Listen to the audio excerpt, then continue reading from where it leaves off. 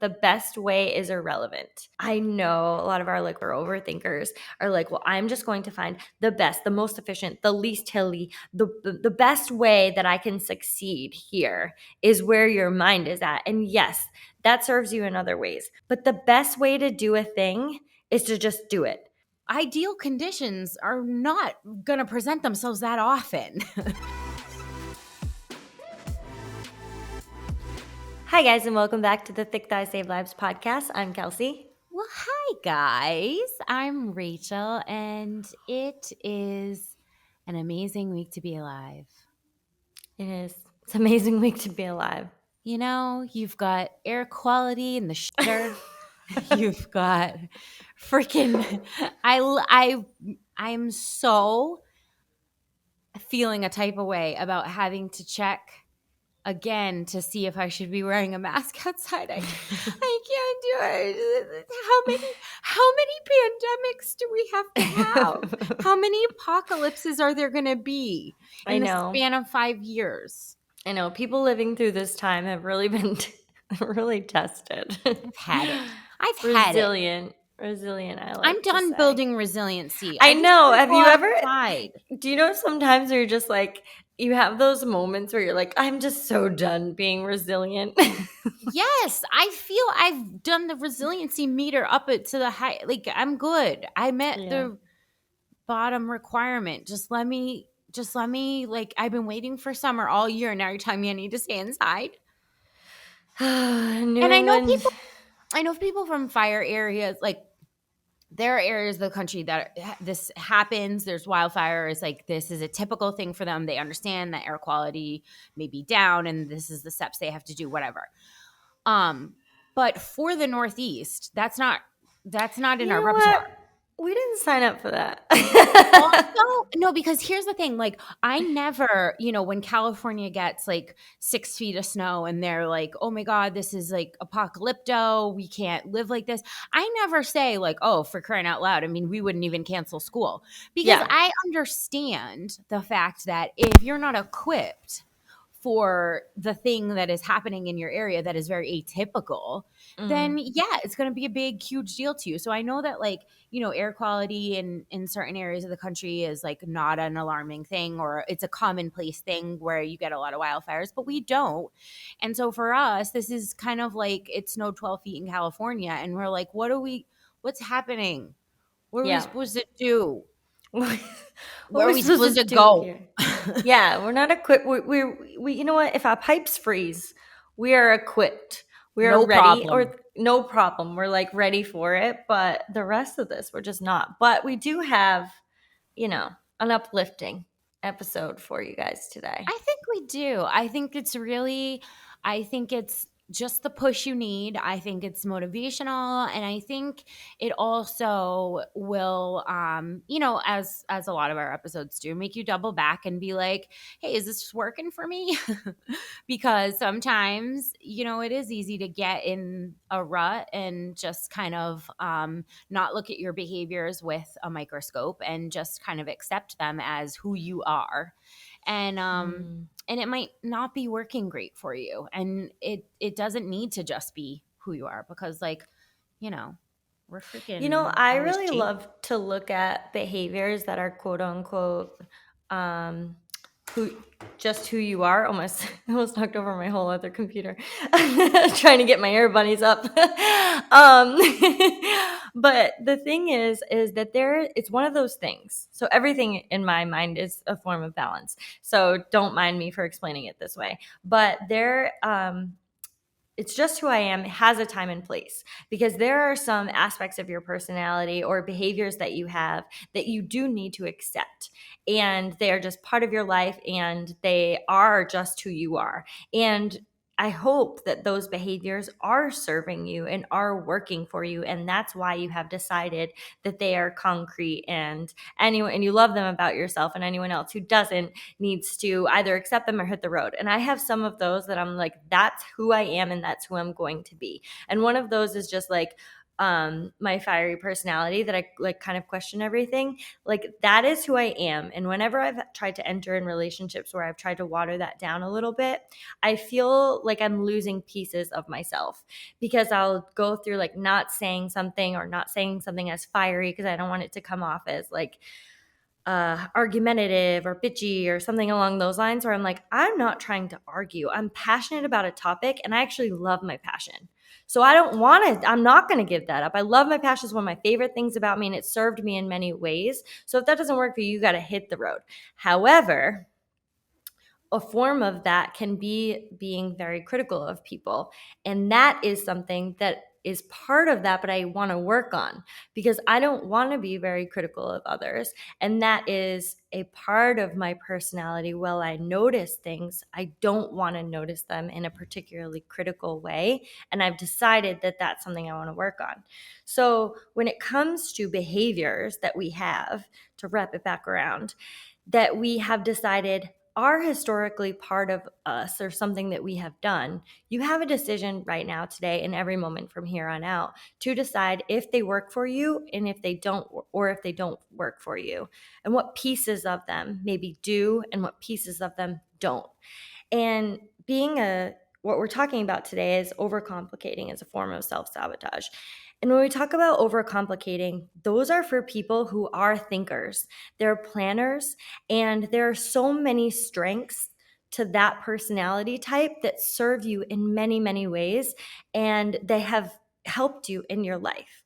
But there are pieces to those types of personalities that are not serving you and that are harming you. And only you can decide which one of those, which one falls in which place, which one's harming me, which one's helping me. But the pieces that are not serving you, you have to decide, this is a piece and I'm going to work on it. We're going to give you steps on how to work on it.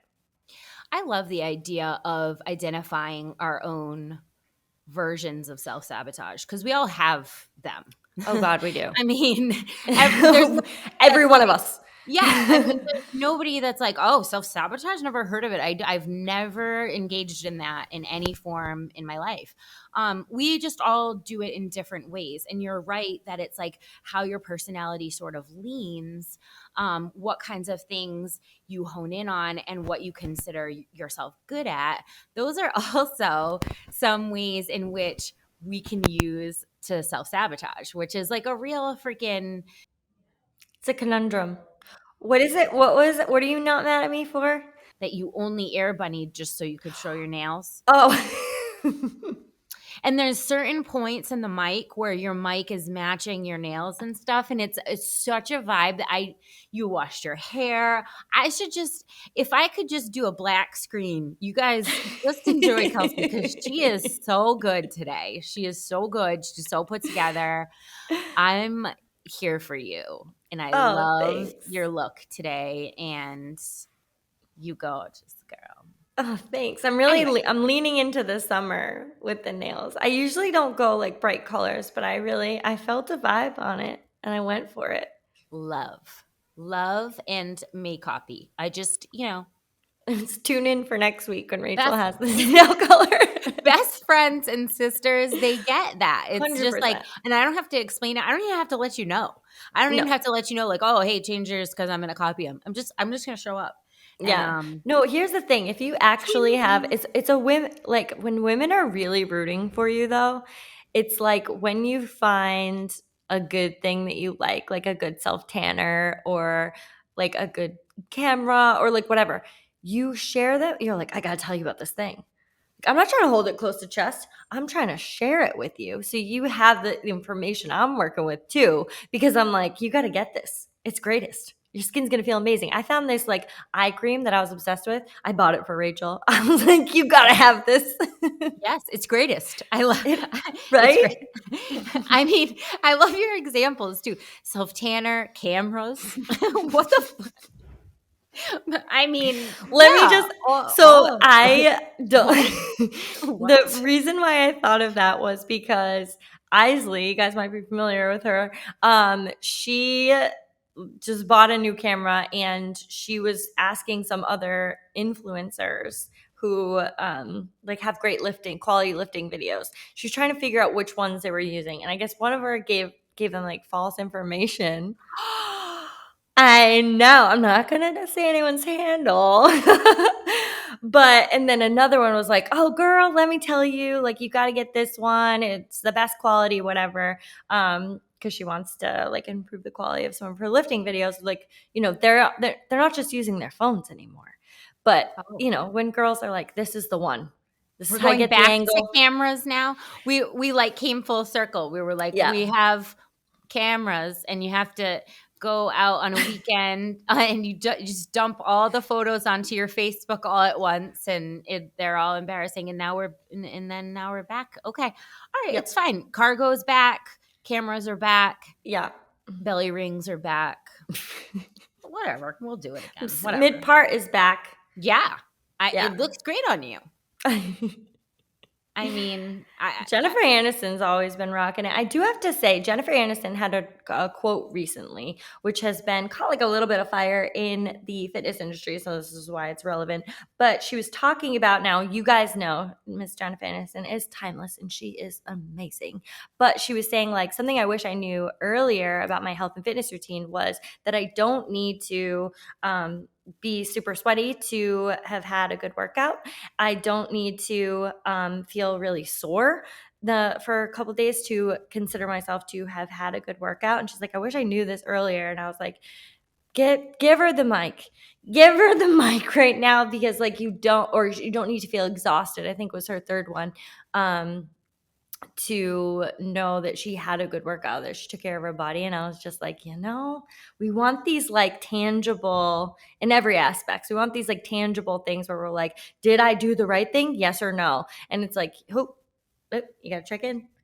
You got to check in. You're looking for external validation when it is only internal. oh man, story of my life. So the reason why we wanted to talk about overcomplicating as a form of self-sabotage today was because we were actually hit with, like, punched in the face with an example. Actually, to be fair, we're punched in the face with examples of this on the daily. Yeah. Being in a fitness group and, talking to 80,000 women every day, this comes up in so many forms. But this one really stuck with me because it was to a T. And I'm not going to say her name. We'll call her Sally. Let's call her Sally. Should Let's call we? her Sally. Sorry to all the Sallys out there. We're not talking about you. But so there was a post went up when, we were coming close to Murph time, which is a workout that we do in honor of, the men and women who've lost their lives on Memorial Day weekend. We do this hero workout. And it's a difficult workout. It is, very emotional kind of thing. And we do it all together as a community. And we train, for an entire month. We give away a free training calendar so that everybody can, train and participate and be a part of it. So as this was coming closer, somebody posted, wondering like if everyone was getting nervous, like, oh, okay, how's everybody feeling? I'm getting a little nervous about it. And that's totally fine and normal. And Sally actually commented and let the woman know she had quit her calendar, her Murph prep, on the second day. And it was really bothering her because she was very much looking forward to doing. She's trying to figure out where she was going to do her run. And she was seeing a lot of hills and she was trying to figure out distances. And she was so overwhelmed by the amount of overthinking that she did in this 2-mile walk that she never even came back for day 2. And she was so disappointed in herself. And that to me it was such a good example of what happens to people on micro and macro levels every single day when they're trying to make changes. And it was so hard to see her be so mad and upset at herself. And now we're all going to do this thing and she's missed out on it and she's not going to do it because, she had overcomplicated it to such a point that she self-sabotaged everything about it that made it great and fun. and had turned it into a totally negative experience. And it just rung so true to me with, I've done this multiple times with so many different things in my life. And I know other people can relate to it too on different levels. And so, yeah, I just want to talk about this for a minute, this tendency, and maybe how we can address it so that we aren't left disappointed where everybody's doing the workout and we wanted to do it and now we can't. Yeah. And I think the thing, to point out there is this is a great example with, something that happened one day and then spiraled into the rest of the day and ultimately the thing that she was looking forward to, which I'm sure anyone who's been on a fitness journey ever can relate to, having a single day that is disrupted. The rest of, your progress, your routine, and then has ultimately sabotaged your goal, which was way down the road. But it only took kind of one thing or one step that put you over the edge, that you couldn't overcome in the moment. And it really starts with sometimes when you just start spiraling in those thoughts of, like, I know she mentioned, like, I had planned this 2-mile walk, but like I can't do, where am I going to do the run? Like those are too hilly over there. Maybe that's too, busy over there. And it just became like seeing only obstacles, which became trying to have to figure out every way around one of those obstacles. And then it's just, beyond overcomplicated and stops you from doing the thing that you want to do. It's heartbreaking. It's heartbreaking because it's like you said, like one kind of day, 2 miles. I mean, how long could that take her? She was out for, a couple hours at most.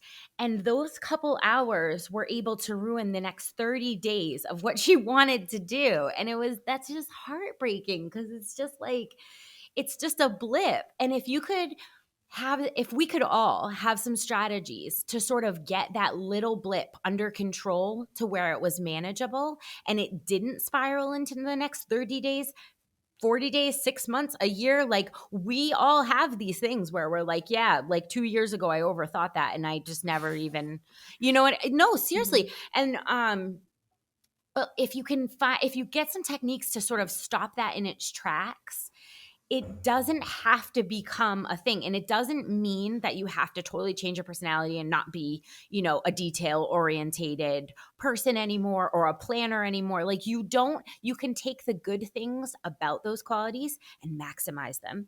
And you can take the not so great or not so valuable Mhm. qualities about those things and say, like, I'm going to minimize those, or I'm going to find strategies to make sure that those stay in a good balance and in check. And I think, when it comes to this woman, what I asked her was, when I came back, I read her thing and she was so upset. And I said, I just wanted you to hear this quote because I felt like it really, resonated with me. And I told her, overcomplicating is a form of self sabotage. And then I said, I just want to know what your worst case scenario was. I want to Mm. know, in the spiral of where am I going to run and this part's too hilly and all of this, I want to know what was the worst possible thing that you imagined would happen in that scenario. And she came back and said, that I wouldn't finish, that I would quit the workout, and I would be too unfit to finish. Mm. And I think that can be put into any kind of category where we say, what is the biggest fear? It's failure, always. And that comes in many different forms.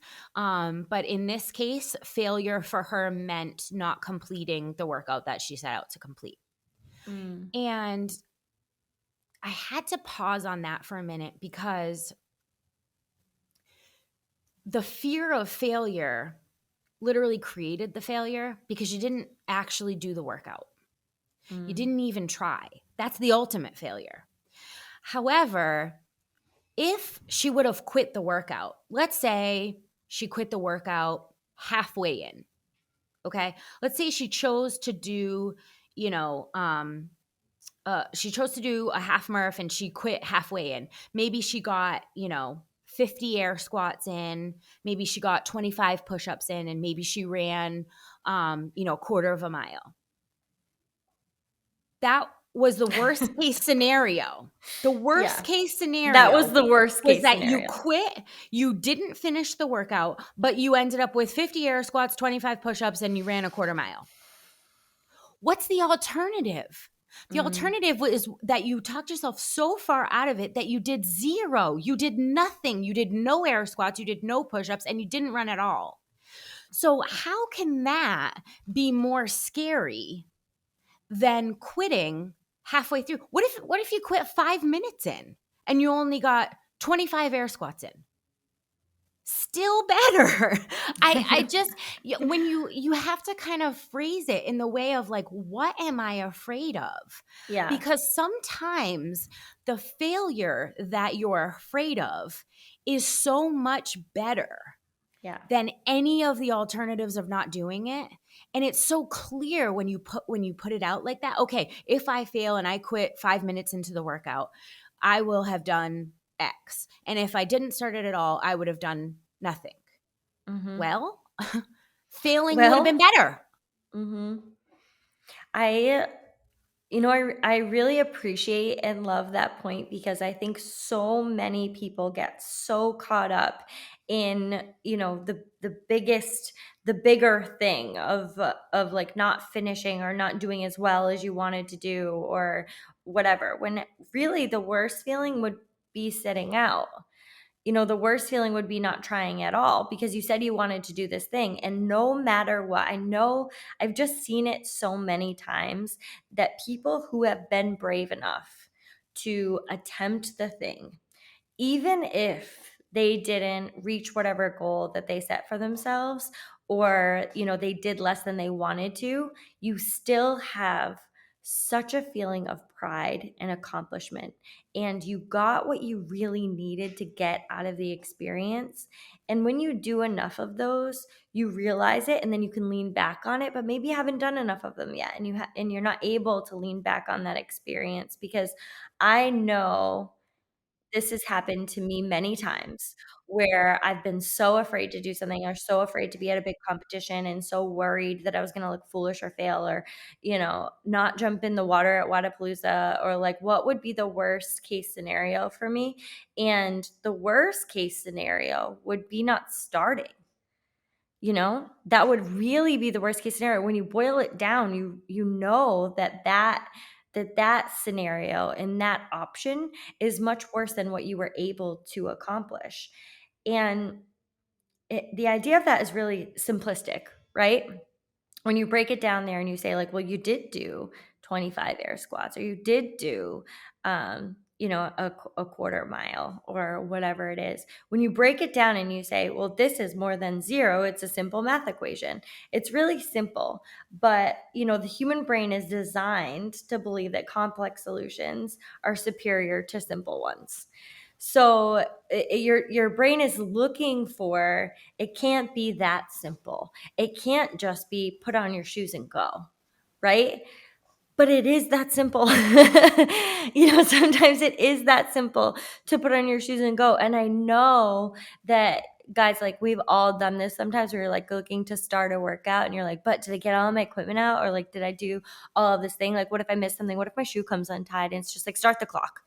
For me, sometimes it's just like start the clock. Your mind has gone in 1,000 different directions. Like you just need to start the clock. And really, when it comes to like just start, it's not what your brain is looking for, but it is what it needs. Well, it's a comforting thought that at least we're not making this whole thing up, you We're not know? making this thing up.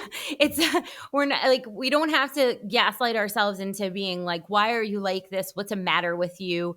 It is actually, complexity bias is a real thing. It is something that the brain does. It is on purpose. And there is some science behind why our brains tend more towards complex solutions rather than simple ones. However, that doesn't mean it's the right thing. I mean, we've talked before on these on podcasts about, how the brain works, and how sometimes you have to sort of trick it into doing the more effective thing, because it's not always working towards your best It's interests. not always Because serving you. no, not really. I mean, it's great and everything. It's telling your lungs to breathe and stuff, but like also it has some things that, it could work on. It could probably go to therapy once or twice. So, when we're overcomplicating a situation inside our brain, there are actually chemically things going on. The You've probably heard of a lot of the chemicals that are associated with overcomplicating: dopamine, adrenaline, serotonin, and cortisol. Now, some of those you've heard as kind of feel good drugs. And then some of them are like, cortisol and adrenaline can go either way. But they all, as we talked about, on our last podcast, they all have their place. They just need to be kept in a correct balance. And when you activate these cynical loops of thought, basically what you're doing is stimulating a lot of adrenaline and dopamine and serotonin and cortisol, and it what's happening is like your brain is getting some good hits from this, right? It's also causing you an immense amount of stress and fight or flight, but you're also getting some like because this is what we want to do when we're trying to solve a problem, right? When we have a problem that we need to solve, we want adrenaline to come in and give us energy. And we want, dopamine to promote good problem solving. But it's just when this kind of and serotonin comes when like our new options are emerging in your brain. Like, Mm. so it's all like, it's all good. It's all good. However, when you start ruminating and a loop of this problem solving produces no effects or solutions, the serotonin gets blocked and cortisol gets released. So that's why people feel like they're having a stress response. This is also anxiety, guys, in a nutshell.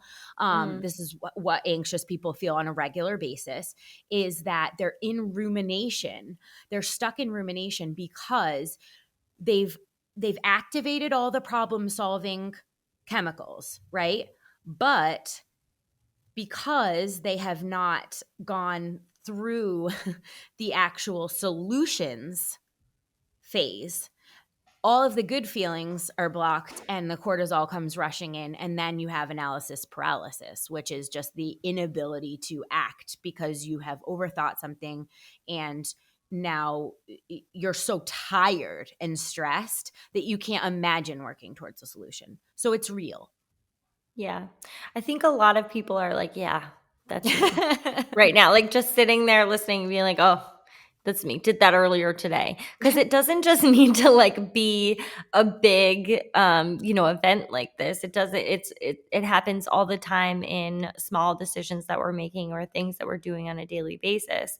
But something that I really like to talk about all the time is that when you start practicing looking towards a solution and acting on it, you start practicing, you start building new pathways for your brain to be more solution focused.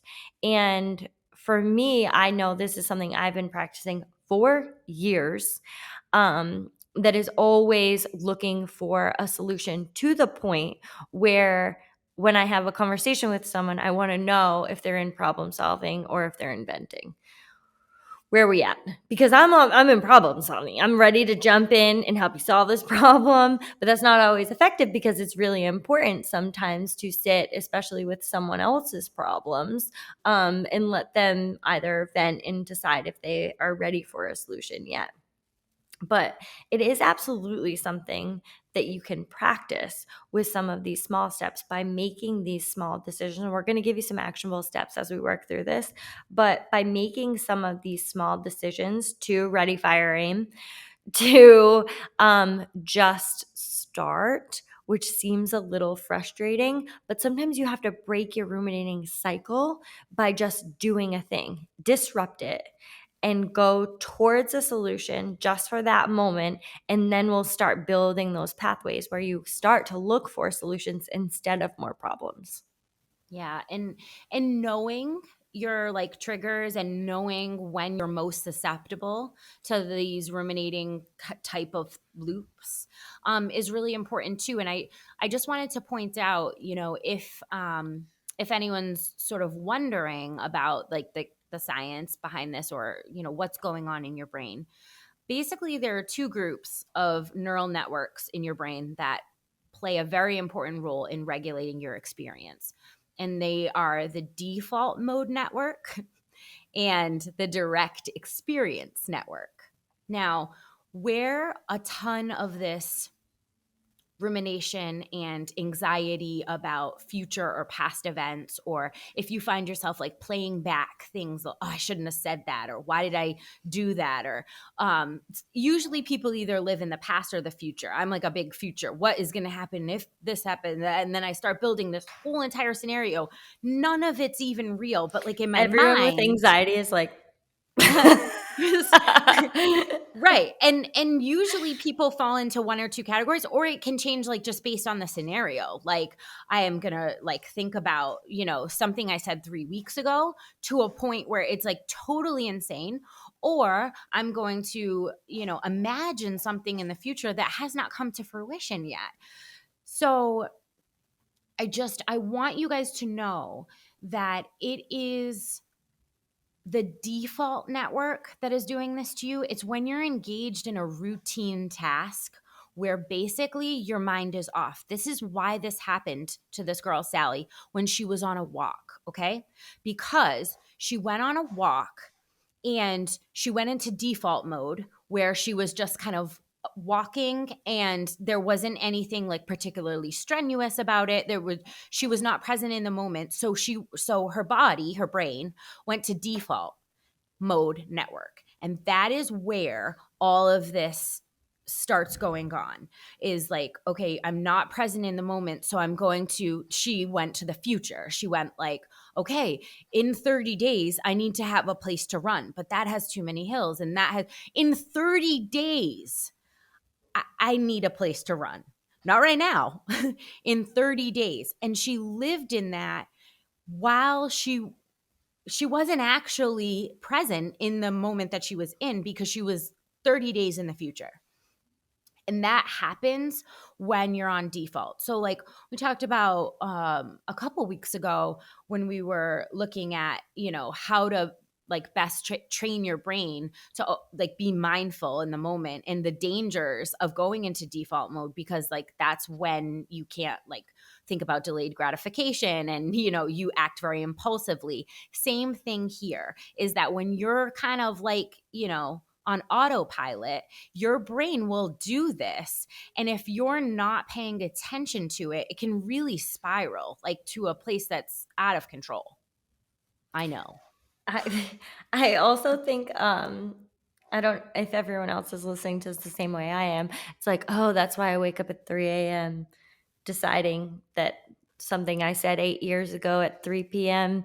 to that one person was a bad idea. And I'm like, what? Like, is that helpful right now? That's what I always wake up. I'm like, is this helpful right now? And I know like I've been doing this lately because, I had a conversation that really hurt my feelings. And all I do is replay it over and over when I'm going to sleep. So now I'm listening to sleep podcasts. Okay. Because Okay. What you're basically doing is practicing mindfulness, because you're, instead of going on autopilot, you're giving your mind something to focus on, Mhm. so it doesn't do that other Ins- thing. Instead, because I'm like, well, that's just causing more anxiety. Like, let's put on some headspace instead, which is what I've decided. But yeah, I think like that it just makes a lot of sense when you think about like when your sleep is disrupted, or when some of the more mundane tasks that you're doing, or you actually enjoy them. It seems to happen when you're doing tasks you kind of like are relaxing or enjoying. Like yesterday, I was on the GHD. I'm like just working out. I had 50 GHDs. I got to the top one and I just like winced at like a previous memory. And I was just like, where Ooh. Remember that time 3 years ago when I embarrassed myself? Yeah. I'm gonna think about that right I now. was like, "Ooh, embarrassing." Like, Rep what? number 37 for some reason. I can't. Why are we like this? Why are we like Why are this? we like this though? Like, Man, evolution, you're a come real on. dick. You're a real dick. I also want to present the idea of overcomplicating as a safety blanket because I do think that a lot of people will file their overcomplicating into the bucket of like, well, I'm a planner and I Mm, like to gather information and I like to know everything and I like to research. And listen, yes, you do. You're not wrong about that. However, how you're using that trait in this instance is you are using it so that you don't have to act. That's the truth. You can sit with that, and it can be a hard truth for you. But we know that when you are in a stage of overcomplicating something to a place where you're needing to say, well, it's because I'm a perfectionist or I'm detail orientated, and it is creating you to not act on the thing, you're using that. We all are using that we all. as a safety blanket so we do not have to act. Because if we are still planning and gathering information, we don't have to change. Mm, So if we stay in planning mode forever, we don't actually have to change. And that's just fine with our brain because the brain doesn't really like change, mm-mm. it doesn't prefer it. Yeah.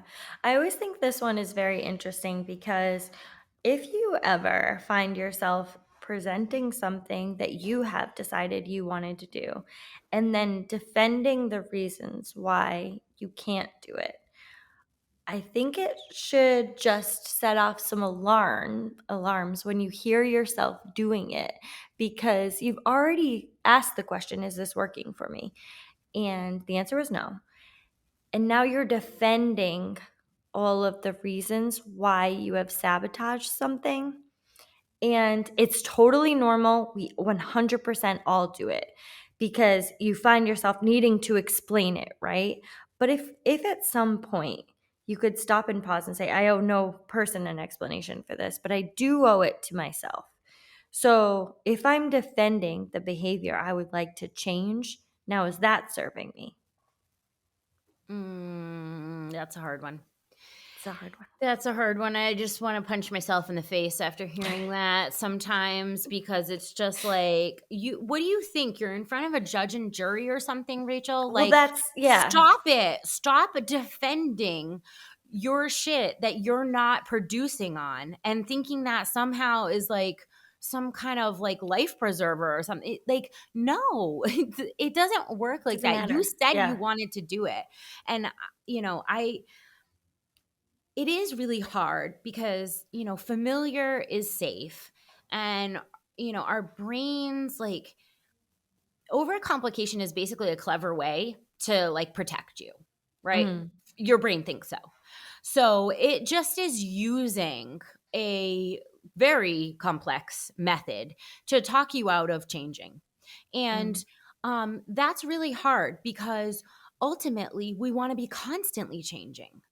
And that is where, all of our dreams and goals and self-improvement and all of just like the best things are lying dormant, um, with our ability to just stay safe.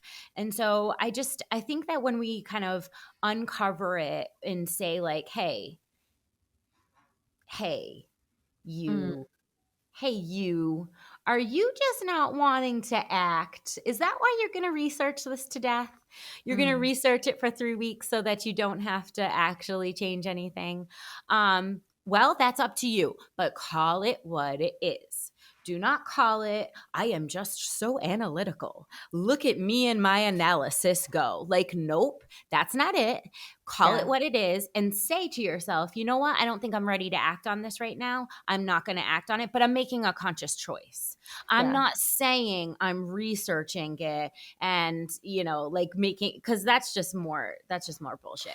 That's one of the things that I just like stand by no matter what, is just like, well, let's just be honest about it. Let's just have an honest conversation about it. Let's be honest with ourselves, because at the end of the day, like, you are just being honest with yourself about why something is the way it is, why you're making a choice, why you're staying in something, because like these circumstances are within your control. So you've decided to either do it or not. So let's just be honest about the decision that you're making and live by it. Let's stay with it.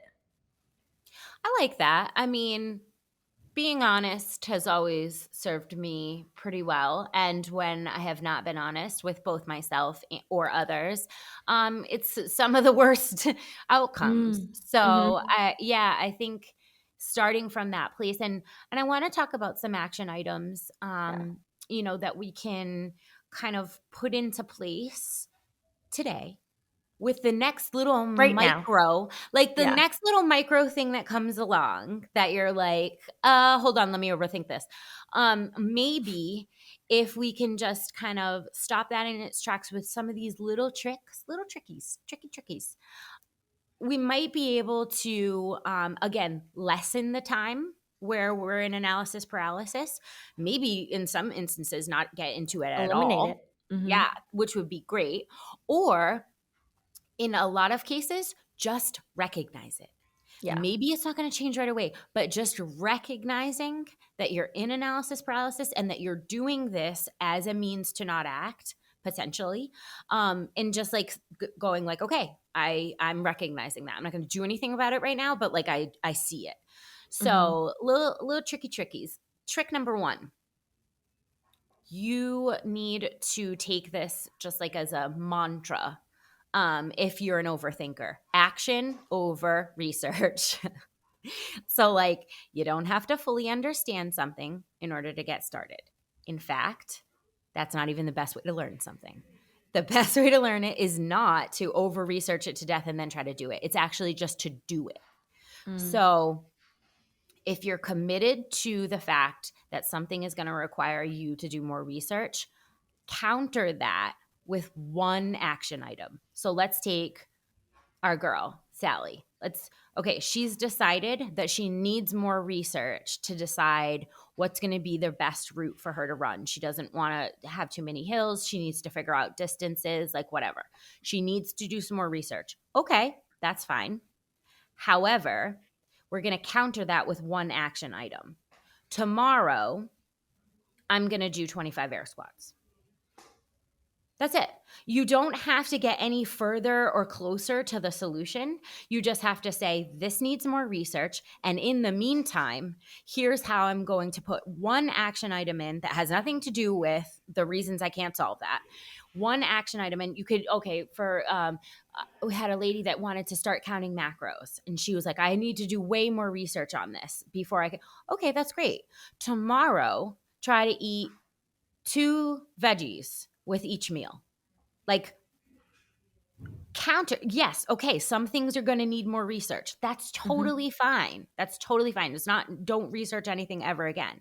It's just counter it with one action item so you're actually moving towards your goals, and it's not something that just goes like into the researched forever like recycle bin. It just dies there. It just dies. It just dies there. And I love, just realizing that like maybe something just does need a little more research, or this is something that a need that I have to fulfill over here, but I am going to counter it with an action item, is a really important part of that. I just would love to point out too for everyone, that a curiosity mindset can get you a long way if you can just look at things a little bit more curiously, rather than needing to fully understand it and needing to be super proficient before you do it, and just looking at it with a little more curiosity of like, I wonder. That's how I started my first like CrossFit class. I wonder what they're doing over there. Like, I wonder what they're doing over there. And that really like goes into so many aspects of your life. I wonder if I could do this. I wonder if I could lift this much weight. It just really trickles into something that becomes less of a heavy burden of like, well, I need to fully understand it before I need to lift completely perfectly. I need to understand every aspect of a deadlift before I even attempt one. Like, I wonder if I could just deadlift the bar. I'm just curious. I wonder if I could do it. And I'm gonna try it because all I'm doing is wondering over here. It's like so like passive. You know what I And mean? Like so innocent. I'm just innocent. Like I'm just curious. And Could I? I think it can just be like some as we get older, like a curiosity mindset is a thing that that is taught in therapy, because what you always want to be curious with people is that you don't want to impose something that sounds really abrasive, or you just want to be curious about their feelings. Like, why would you think that would be helpful? Or like, tell me more about that, like in a really curious way. And I think it would be very helpful for all of us to look at our own feelings with a little more curiosity and our own experiences with a little more curiosity, rather than judgment, shame, and all the other ones we place on there. And just maybe a little more wonderment, so maybe we might be able to answer the question ourselves. I love uh, that. Thanks. Our next one is categorizing our thoughts. Only two categories are needed here. Is this helpful or is this not helpful? Which you can decide for yourself, but it also requires you to be very honest with your answer. Is this helping me or is this harmful to me? Is this mindset or are these patterns helpful to me or are they harmful to me? And that might help you figure out your next steps. I think it stops you in your track, which is what we want to do when we go into that default mode, is we want something to like shake us out of that and be like, hey, remember, like, this is, we're living real life over here and it's this date, not 30 days in the future. But like, if at any point our girl had said to herself, okay, oh my God, I don't know where I'm going to do this run. Is it helpful or not helpful for me to try to decide this right now? Mm, This is going to start in 30 days from now. Is it helping me to try to figure this all out today? Or is it not helping me? Is it making me feel overwhelmed? Just stopping to just categorize the ruminating thoughts, the thoughts that are getting out of control, the thoughts that are seeming to go on autopilot, just stopping and saying, hey, you, I see you here and I'm putting you in a bin. And mm, that doesn't mean that I never am going to think about this again. It doesn't mean I have to push it down and be like, no, you can't think about that, because we know what happens when you try to do that. That's all you can think about. It's none mm-hmm, of that. It's just categorizing it and saying, hey, I see you. You're not a helpful thought. I'm not going to fight you, but I'm identifying you, mm-hmm. bitch. Okay. Bitch. Well, because your Uh, brain can lie. You're like, it's just we don't want to say that, but it's a thing. Like your brain is sometimes just a liar and is not helpful. It's always trying to help you survive, but it cannot be helpful to your progress sometimes, and you have to be the only person that's going to be able to check that. Our next one is the best way is irrelevant. So this is one that I know a lot of our like ones or overthinkers are like, well, I'm just going to find the best, the most efficient, the least hilly, the best way that I can succeed here is where your mind is at. And yes, that serves you in other ways. But the best way to do a thing is to just do it. Like the best time to plant a tree is to just do it, because when we boil it down, if you either do it only perfectly or never at all, the best way was just to do it imperfectly, right? The best way was just to do it on the hills, on the worst road. On the worst road in your entire town was better than sitting out, it right? when you but you got to put it in those terms, right? Like, you have to come all the way around and say, okay, is there a best way to do this? Yeah, there might be. But like, it might not be for me. Mm-hmm. If the best way to run a Murph is like on a completely flat, super awesome road with like a just a crystal cool ocean breeze Yeah, blowing at 70 and magical conditions. slightly downhill at the end. And like, okay, yeah, sure, that's great. But the fact is like ideal conditions are not going to present themselves that often. So And if they're you, not even life.